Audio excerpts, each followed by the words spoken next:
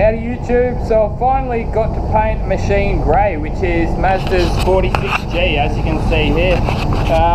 Honestly, it doesn't look like anything that special, but essentially it's basically like a shadow chrome paint job that you would paint a set of wheels in. I've got the colour sorted. They do have a formula in Standox's system finally, where our computer hadn't been updated, so we had the tinter there, we had everything we needed, but the formula wasn't in the computer, so they had to come out and update the computer this morning for us. So I was meant to paint this morning. It's now 4 o'clock, which is usually my go home time. This car was actually meant to go today, so I'm just going to do the right thing by the boss and hang back and get this thing painted for him so it's ready first thing in the morning. So basically, yeah, I just got to spray some black base coat down first. I did actually have to finish the prep off a little bit finer than usual, because basically like the chrome stuff, so this is like 3-stage colour for those who don't understand or don't know. You got to put your black down first, and then you got to put your sort of chrome down. We just call it chrome. Essentially all it is like really fine flake aluminium. Yeah, so got to put the black down first. So first I've got to be putting down the Trip 2S, which is like the blending aid, and then I'll be putting down the black just over the repaired area, just doing like nice little blends out there, and then putting down the chrome.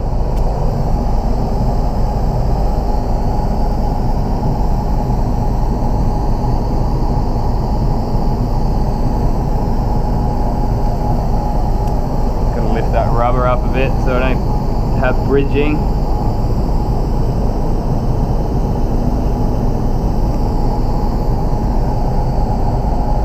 Might be worth getting a bit of lifting tape for that. Sometimes you can get it with the normal tape, which is good. This will do it actually. You do that and then you stick it onto the rubber like this and then pull it back. There you go. Homemade lifting tape. Doesn't always work, obviously, depending on the kind of rubber.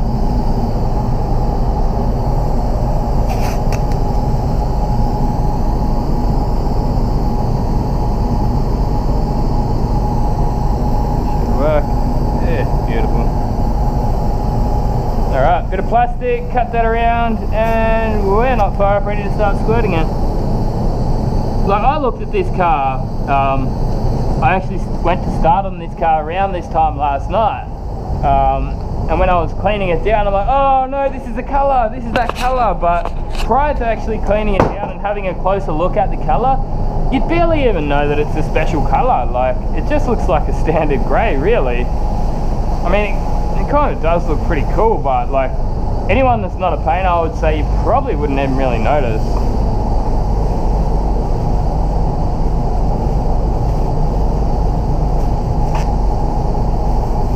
But yeah, let us know in the comments, do you think that that really stands out as like a full custom colour?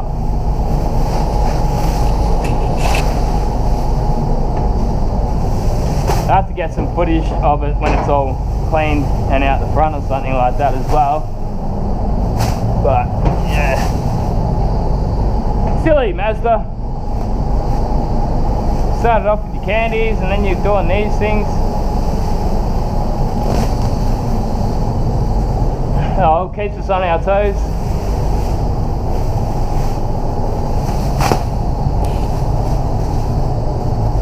I still remember back in the days when pearls were cool, like everyone was going wow over those pearls and that, you know. Nah, they're a thing of the past, they're nothing special anymore.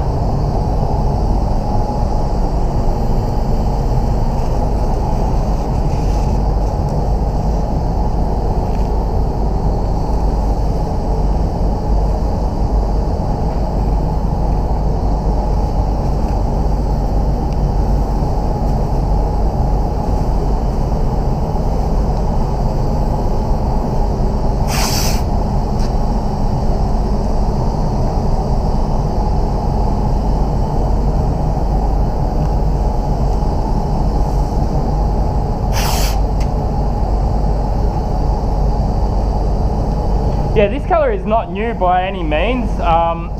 It's just the first time I've actually ever done it. Like, people have been telling me about it for probably around a year now. I haven't really been looking forward to it from what I've heard. All the guys from like the paint reps and that, they're like, oh, have you had this color yet? I'm like, no, I haven't had it yet.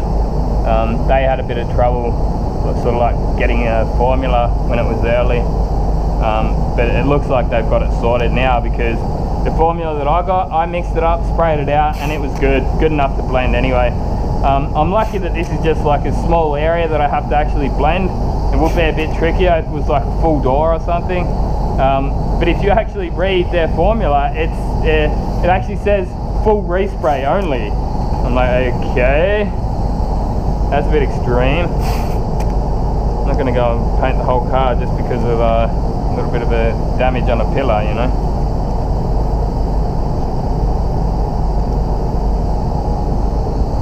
Alright, might do a little false edge up there, just on here. I want to go home, so I'm going to get this job done ASAP, but obviously it's got to be done right, or else I'll be redoing it in the morning. No use in rushing it, but still, yeah, do it as quick as possible. Yeah, we're flat out this week. We lost our apprentice last week, and so we do have a new guy. He's just out there doing the prime ups at the moment. Yep, cameras are rolling.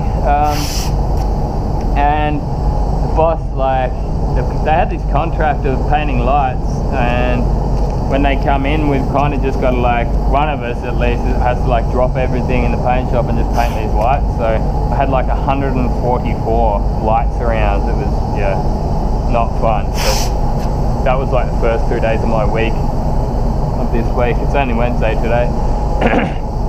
There, Monday and Tuesday, or at least half of Tuesday anyway, was spent painting these lights. That, along with losing an apprentice and getting a new one who needs training, and the detailer being on holidays this week, has just eventuated in us being really busy. So it's not like any one of them, it's all of them, you know. Like, you take out one or two of those variables and would be yeah, pretty good. But we are a little behind. It's alright, mate, Gunny's on the job.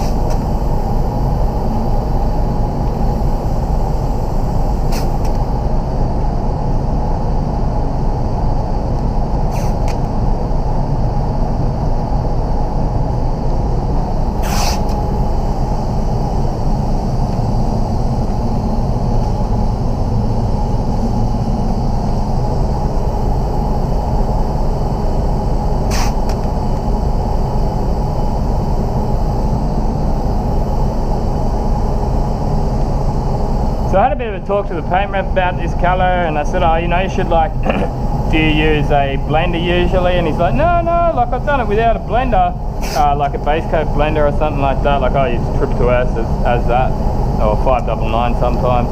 He's like, no, I've done it without it, but yeah, he goes, I've done it with it or without it, but it doesn't seem to matter. But then he's still telling me to, like, get really particular with the prep, and I'm like, well, you know, you could probably actually just prep it up like a normal job if you did put that blender down, because it's just all that really does is fill the sanding scratches in. So yeah, either way, I did what he said. I finished it off that little bit finer though. I actually had these super fine, oh sorry, like they were called micro fine pads. They were sent out as a like a demo from some guy in a van with some sandpapers. So yeah, I just decided to use that on this job because they were quite fine. They'd be like, I'd say like 1200 to 1500 grit. So it did get finished off a little finer than usual, but anyway, I'm not stressing about sanding scratches because I am going to put that blender down anyway. Yeah, hopefully it blends out nicely. Like he didn't seem to say it's like a big deal or anything. He's like, yeah, like you know what you're doing. Just a little bit of gun setup. He said to like wind the fluid right in and just use a 1.2, but that all sort of makes sense to me because I've painted like actual chrome before, so yeah. Did say to drop the pressure down to 0.8 of a bar, but I am using a different gun, so I'm using a HPS high pressure gun. That was what I had, the 1.2 ANI. Alright, gives that a prep time, we're right to paint, get this thing smashed out tonight. Woo! Still got a bit of life in it.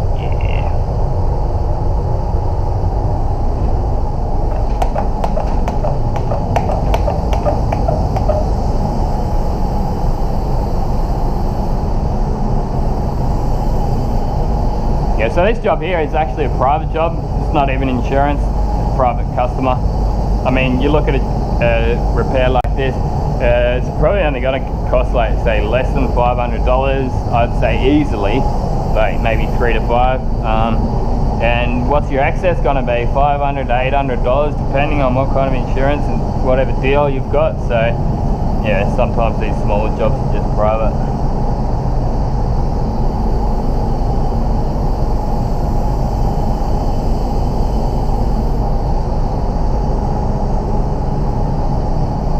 So yeah, it was good that we did have the colour though. Like we didn't have to order. As I say, like there's not much money in this job already. So if we had to go and order in like $500 worth of colour, it's like, oh yeah, well you've just cut even on this job then, you know. So no, it was good that we actually did have the colour here. It was 818 was the tinter that's yeah, super fine aluminium. All right, I'm gonna go get that colour mixed up. We'll be back in a sec. Oh yeah, gotta love those new spray suits. Awesome. So yeah, let's get this trip to S here. Quick tack rag, trip to S, and we'll get that black base coat down. I've got the ANI R150.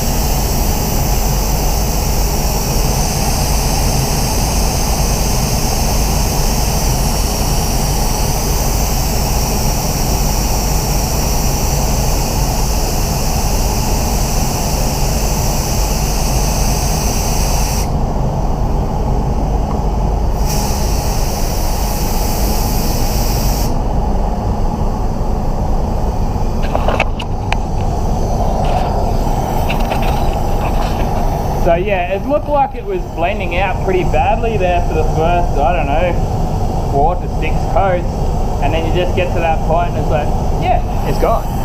So they told me when you're painting just continuous coats, like 4 coats continuously, maybe in the middle of summer, but it's just too much material to do at one time. So I just put a couple of coats on, put some air over it to let it dry down, and then yeah, a couple more. But I mean, look, it's not perfect. I can see that blend. I've got a feeling though that by the time that's cleared up and unmasked, like sometimes when a car's actually masked up, you can see it here, so it sort of tricks the eye. But when you take that off, you're like, hey, it's not so bad. The thing about these colours is that, like, when they're painted, like they're a 3-stage, you're never really going to be perfect, you know, like you can do as good as, like you can do a good job on them, but they're never really actually going to be like 100% perfect, because you're overlapping more with the second coat where you're trying to blend into. But, like, the only real way to get them perfect is to do an entire panel, and unless you get that 100% right, you're going to have a color difference from that panel to the next panel. So it is hard, like trying to do refinishing on these kind of colors, but I think that's going to have to do us. But yeah, like I've got a big black bit of crap land in here. I can't leave that. I'm going to have to fix that. I'm going to have to sand that back and put a bit more base coat there, and then another 6 or whatever coats of the bloody chrome. Pain in the ass.